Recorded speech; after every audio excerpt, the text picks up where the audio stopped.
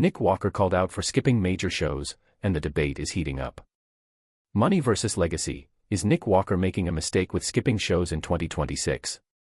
Cash those checks, baby. That's the message from Dave Palumbo to one of today's top competitors. Nick Walker's 2026 plans are starting to take shape. But not everyone in the bodybuilding world is on board with how he's choosing to get there. In recent days, industry veteran and commentator Dave Palumbo has openly questioned Walker's decision to bypass some of the sport's biggest contests, reigniting a familiar debate about what it really takes to stay relevant at the top of the men's open division. Walker, one of the most recognizable names in modern bodybuilding, has made it clear that his current focus is on recovery, refinement, and long-term positioning after a demanding stretch that included the Arnold Classic.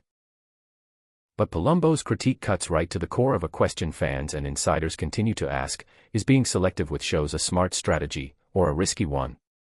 Is sitting out big shows a smart strategy or a missed opportunity? Palumbo didn't hold back when addressing Walker's approach, making it clear where he stands on the issue. He's the most popular guy in the sport. He's crazy not to do New York and Pittsburgh, that's $100,000 with his name written on it. Knock out those two shows back to back, win them both, you made $250,000 at the Arnold.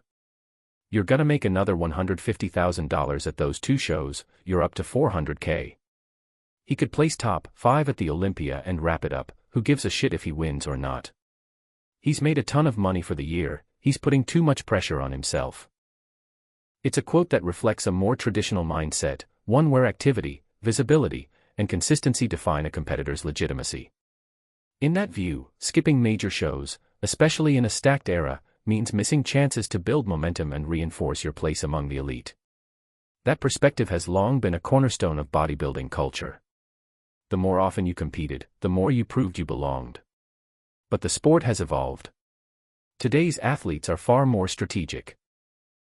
With prize money, sponsorships, and Olympia qualification pathways all in play, many competitors are choosing to limit their appearances, aiming to peak at the right moments rather than chasing every major show on the calendar.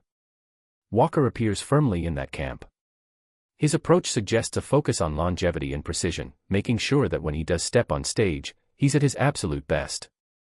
Old school expectations versus new school strategy. This is where the divide becomes clear.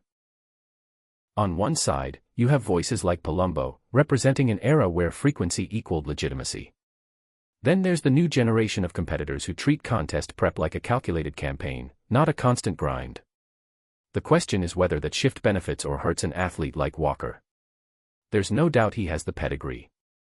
A former Arnold Classic champion and a consistent threat on the Olympia stage, Walker has already proven he belongs among the elite.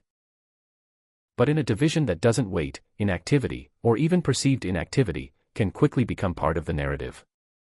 And that narrative is exactly what's starting to build now. What have you flexed for me lately? A division that isn't slowing down. While Nick Walker maps out his return, the rest of the men's open field continues to move forward. New contenders are emerging, veterans are refining their physiques, and the overall depth of the division is only getting stronger. That's what makes Palumbo's comments resonate. They aren't just about one athlete skipping a show. They're about the pace of the sport itself. In today's bodybuilding landscape, visibility matters. Momentum matters. And every missed appearance opens the door for someone else to step in and make a statement. To be fair, Walker's approach is far from unprecedented. Plenty of top competitors have successfully limited their schedules and still dominated when it counted. But it's a gamble. And like any gamble, there is risk. For now, Walker remains one of the most dangerous names in the division, whether he's on stage or not. But as the 2026 season unfolds, the spotlight won't just be on how he looks when he returns. It will be on whether the path he chose to get there was the right one.